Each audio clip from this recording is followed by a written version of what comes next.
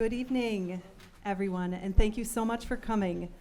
I am Marie Duzma, the Special Projects Manager at Columbia Global Centers Paris, and on behalf of my colleagues, Marie Doreny, the Director of the Institute for Ideas and Imagination here in Paris, and Brune Bibak, the Director of Global Centers Paris and Reid Hall, and all of my wonderful colleagues who helped to make tonight happen. Welcome. We're glad that you are here, and we are even more glad to present to you the two Displaced Artist Initiatives that we have this year. We have with us tonight Aliyeh Ataei, an Afghan-Iranian author who is our artist in residence this year, and we also have the 1991 project, which is the artistic project in residence. Co-sponsored by the Columbia Global Centers Paris and the Institute for Ideas and Imagination, the Displaced Artist Initiatives are designed to support artists who have had to leave their countries of origin due to extreme circumstances, be that war or natural disasters or political oppression. Both of the artists and the artist representing the project will be introducing themselves, but I want to just give you a brief introduction tonight of Aliyeh and Anna Stavychenko. So Aliyeh Ataei, as I said, is an Afghan-Iranian author and screenwriter whose latest book, La Frontière des Oubliés, was published this past spring by Gallimard. Aliyeh grew up in a border region situated between Iran and Afghanistan, and thus grew up as a border dweller, with some of her family in Afghanistan and some of her family in Iran. Widely recognized as a strong proponent of women's rights, Aliyeh is deeply influenced by personal accounts of growing up female and as a female minority in Iran, and her work takes on these themes of migration and identity. Her short stories and essays have been translated and published in numerous American and French magazines, including Guernica, Words Without Borders, the Michigan Quarterly Review, and the Kenyan Review, and the Paris Review. Aliyeh will be talking tonight about her own trajectory and also sharing with us excerpts of her work in progress, which is what she will be working on this year at Reid Hall. We also have with us, and this is what you will hear in the second portion of the evening, the 1991 project, which was founded by Anna Stavychenko, who was the executive director of the Kyiv Symphony Orchestra when Russia launched its full-scale invasion of Ukraine. She fled her country for Poland with her parents and then helped relocate members of the symphony orchestra. And since that time, she has been working tirelessly to relocate musicians across Europe and in France. She's also been working to promote Ukrainian music and Ukrainian composers abroad. In Paris, she's been working as head of a special mission of the Paris Philharmonic that provides temporary contracts with French national orchestras to Ukrainian musicians who have been displaced by the war.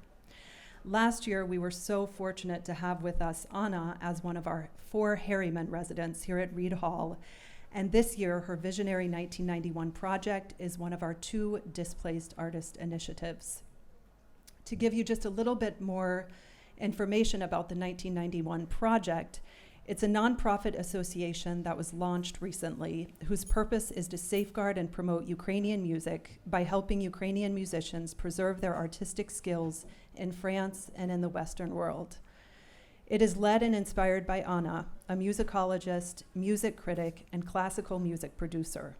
The production of concerts, cultural, and educational events gives visibility to the Ukrainian musical repertoire and its connections to European cultural traditions. The initial programs of the project target the most urgent needs of Ukrainian musicians exiled in France with their families by providing income, psychological support, and social assistance. These musicians come from renowned orchestras in Ukraine, such as the National Philharmonic Orchestra, the National Ensemble of Soloists, or the Odessa Philharmonic Orchestra. You will be hearing some of these incredible Ukrainian musicians in the second portion of the evening. Thank you again for everybody who helped to make these initiatives happen and this evening happen. And I wish you a pleasant, thought-provoking, and moving evening.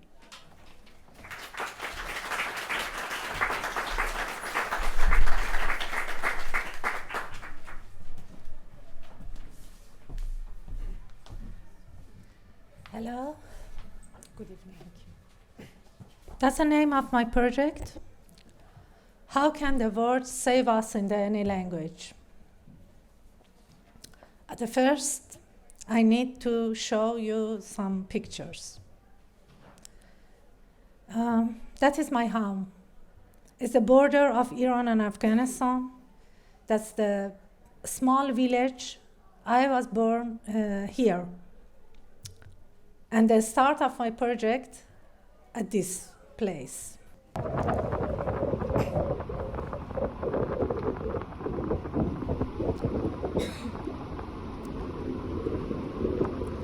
How the narrative of seeking asylum change in different times and place. An asylum seeker is a person who has left their home country as a refugee for the various reasons and ask for asylum as is their right according to international law. As soon as the application is submitted, many questions arise. The question of condition is the most common one. What has happened in the subject's country? War or social or individual threats? It the threats related to political or social issues. Has the subject sought asylum to find a better life economically, or has their life actually been in a danger? How did they arrive in the host country? Are they actually victims or feeling criminals? Thousands of such speculations are made by the official in the host country. The asylum seeker has probably been through months of stress, starvation, fatigue, often an assault throughout this process, only to reach the end point of the phase 1 and enter phase 2, which is being posted to refugee camp. But refugee camps are different across countries, and they are commonly administered without sentimentality or compassion. A refugee has to prove themselves to be worthy of being given asylum and to fulfill the requirements. But these are the lucky ones. There are a second group of refugees who are still in the middle of their journey. They have no way back to their home country, but they have not yet arrived in the host country either. They have to apply for asylum remotely. These are the sort of refugees who have failed to get themselves to the camps. So they must submit their request via paperwork and go through official procedure. It is usually more completed and more difficult for the latter group, and they have a narrow chance. Words are the only weapon they have in their arsenal to fight their pain and fear. And this picture, there are the Afghan guys at the border, and they are waiting for the safe to coming to Iran and maybe get a safe. And for this is a castle from the border of the Iran and Afghanistan. And this castle, the smuggler goes to the refugee at this place, and they are save them at this place to Iran. And this place is not at the border of the Iran and Afghanistan, and that's a very dangerous place. But I start my project at this place because after first I move this area with my husband to take some photo and video, and at the first I don't know what I'm doing with this picture and what I'm doing, but at the end I found a way. I show to you.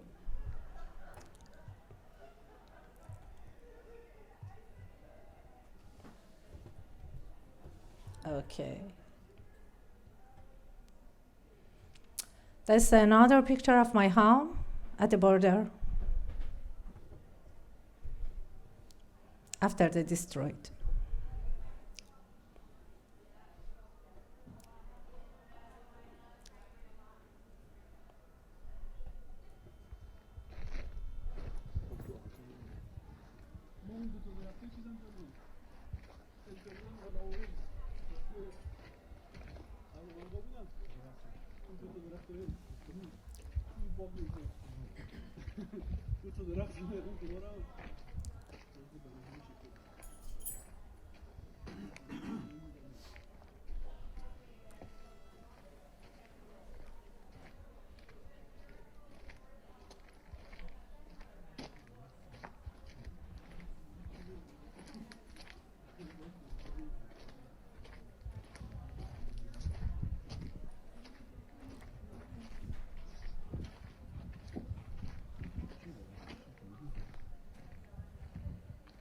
You don't found the people.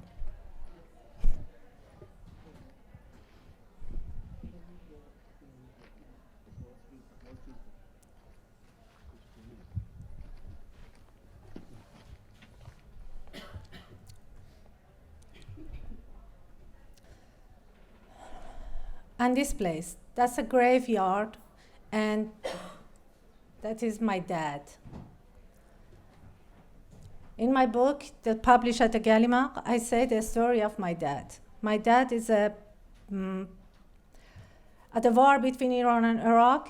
He's get a nervous disease, and then after when he's middle age, I think he's young, he did. And this place, for me, is the place I'm start this project and send for Paris, and you show it. Okay, I love this picture because that's my start. And I don't any hope to Colombia accept me for my project when I sit here and write for my project about the refugees. And I'm not a good girl because I get a cigarette at the border of the Taliban.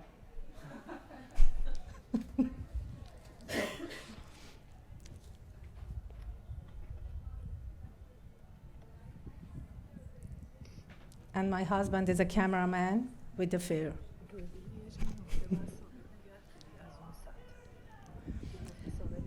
And at this place, I searched for the internet to send my project to this university. Based on my work history in the area of immigration and duality of identity, my experience is mostly related to literature rather than social work. These types of stories will lead me some sort of immigration literature. I have personally walked this mile in an immigration from Afghanistan to Iran, and then from Iran to France. And I have accessed a lot of related documents and submission papers. I have been focusing on the form of the literature in this paper, and it is important to me to find out how it translated to a difficult social context. As a person who has been in this situation, I found this project worthy of notice to any refugee and any country that grants asylum.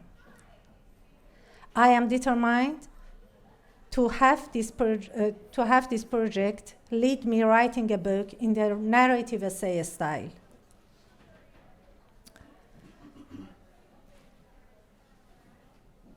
I only found 8 of them proper in terms of narrative and literature. These are stories whose endings are hard to predict.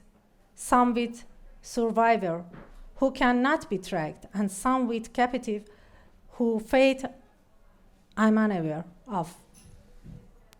It must be emphasized that this book is not going to answer any question for the world, but its more intention is to ask a question of the world, a word that encircles all of us, of any nation and any story and history. But once someone is labeled refugee, even their own story and background is altered based on the interests of the host country. My main motive is derived from my own experience of duality in identity. If I seek anything from these letters, it's a way out. And I have a question for the world. Where is the way out? What can words do? And put it another way, how can words save us in any language? And this video, the Taliban broken, the stone of the graveyard. I'm trying to fix it and read the story of the people.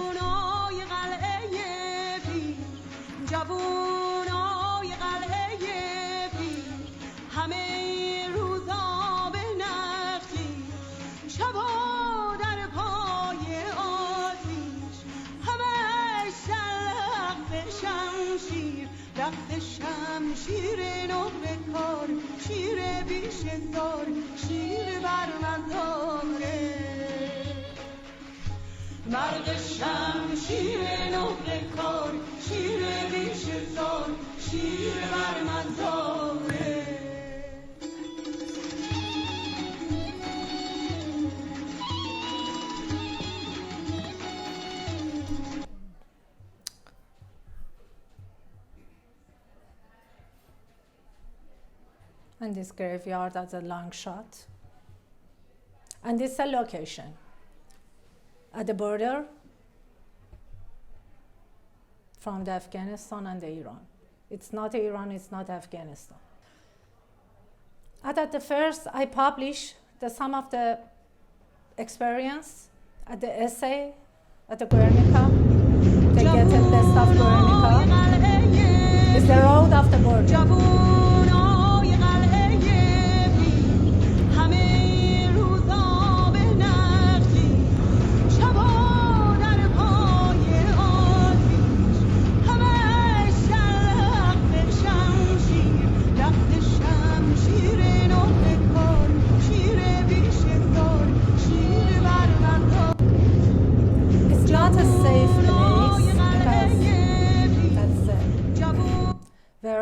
Too much a smuggler. At the then, I received to Paris, and I found some refugees at Paris.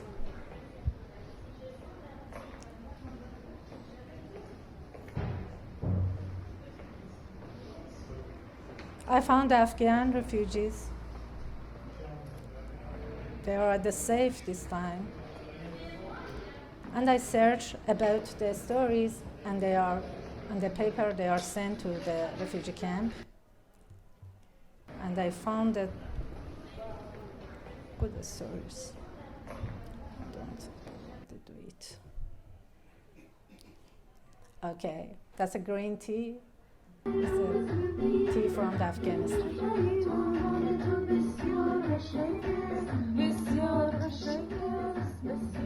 And this time we are at the safe at the Paris and get a tea. And I found this group. This group is a musician from Afghanistan. And for the end of this presentation, I choose it because the Anna is the continuities. They are the refugees from Afghanistan, and this time they are at Paris. And they are very young and playing the music.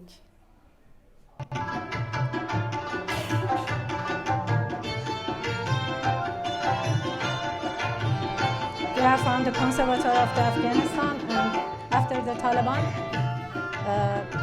get a power, this time they are refugees at the place. And they are the subject of my project, and I hope I do it for this month. And thank you, and I'm sorry if I don't speak good, but I'm trying to write better. Thank you.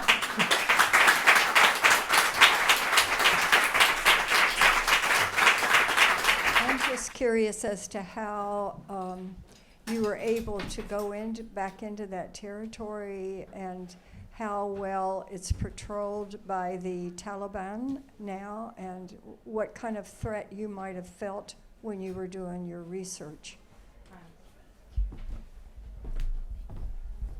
When I'm young, and I think when I'm 17 years old, I come to Tehran for a study at the University of Tehran, and I study at the art. And I'm working at Tehran for I think 20 years. And then when the Taliban all of the time is another border, and I'm at the Iran, and I'm at safe when I'm at the Iran. But the border is not as safe. When you are at the Tehran is a safe. And when I come back to my home is at the border of the Afghanistan, and it's not as safe, and that's a very badly for me. And this time I'm at the Paris, and my mom at the my village at the border. And when I talk to my mom, how the feeling when the Taliban attacked the border of the Iran, she answered to me, that's a normal. The Taliban is a normal for us. And all of the time they are there. And for this, I think that's a normal life at the war.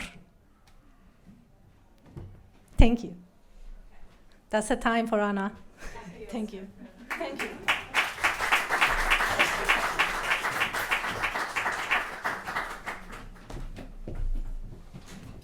Good evening, everyone. Добрий вечір всім українським друзям та колегам. I'm Anna Stavychenko, and as Marie told you, I'm a founder and artistic director of the 1991 project. And first of all, I wanted to thank the Institute of Ideas and Imagination and Reid Hall for supporting the 1991 project and me personally. And I also want to thank all our amazing audience who are coming to our concerts, because thanks to all of you, Ukraine is visible here, and Ukrainian voice is heard. And this is so important now in a tragic time of war, because the Russians are not only targeting our brave army, they're not only targeting our civilians and our infrastructure objects, they're also targeting our culture by destroying Ukrainian museums, stealing our art collections, and also by killing Ukrainian artists and intellectuals. And on this day, exactly a year ago, Ukrainian conductor Yuri Kirpatenko was killed by the Russians in occupied Kherson, just for refusing to play under Russian occupation, to play Russian music. So the Russians just came to his home and shot him. So today, being Ukrainian and being alive and having voice is dangerous, because you can be killed for this. So I'm so happy that here in France we have some Ukrainian musicians who are not only alive thanks to all the support we have, but they can continue their professional way. They still can play the music, and they can play Ukrainian music to explain to the world who we are, to show to all of you how powerful our culture is.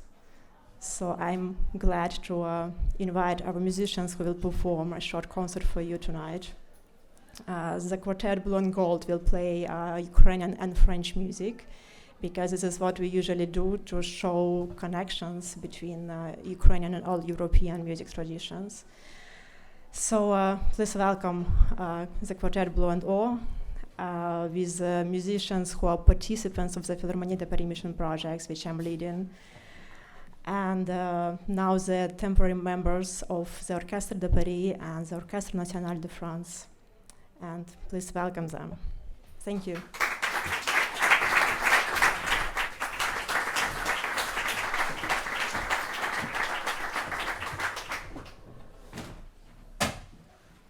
Good evening to everyone. Just one question.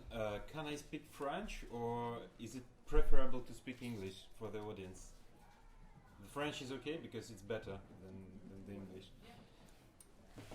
Ok, donc je passe à la langue française pour présenter un petit peu les œuvres que nous allons vous interpréter. Nous commençons par une pièce qui s'intitule Amari. Donc c'est une espèce de prière fervente mais aussi tendre, dépendant du moment dans l'œuvre. Et cette œuvre est composée par Hanna Gavrilets, compositrice actuelle ukrainienne, malheureusement qui est partie l'année dernière aussi, comme le chef d'orchestre dont Anna a parlé. Et pareil, c'était en lien avec l'invasion russe, parce qu'elle a eu un malaise. Elle a fait un malaise dans les premiers jours de la guerre, alors que Kiev était entouré, il y avait des troupes russes qui étaient proches. Et malheureusement, l'ambulance qui allait la secourir a subi un assaut d'un groupe de diversion russe et n'a pas pu la secourir à temps. La deuxième ambulance était arrivée trop tard. Donc malheureusement, c'est aussi une victime indirecte, mais tragique, de cette guerre atroce. On vous présente donc Anna Stavychenko à Mali.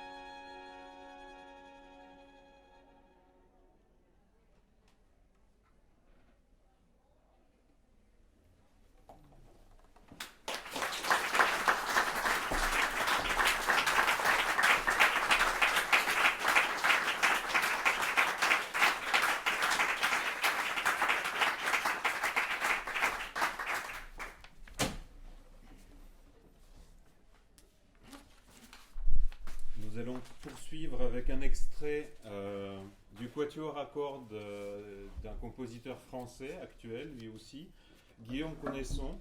C'est une pièce qu'on a eu l'occasion de travailler avec lui et de jouer récemment en festival en Normandie.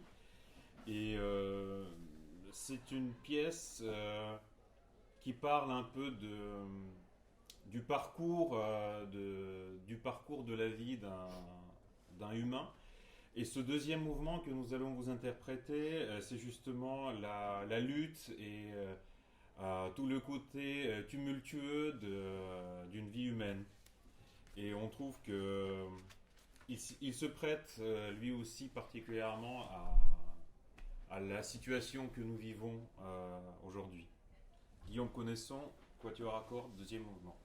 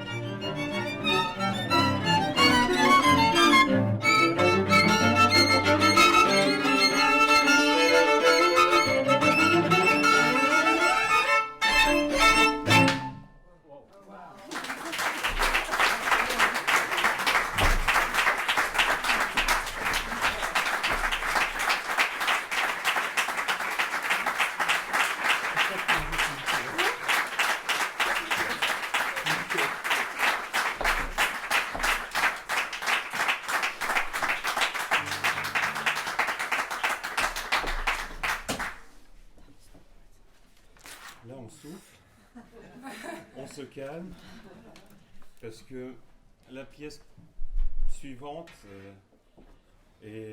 on ne peut pas plus contraster par rapport à celle-là.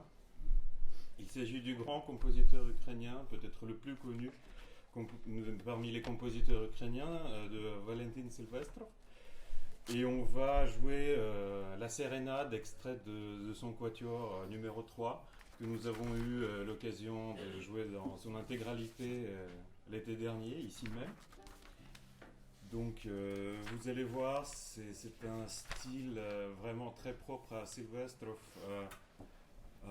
tendre, mystérieux, crépusculaire. On ne peut pas plus différent de la pièce précédente.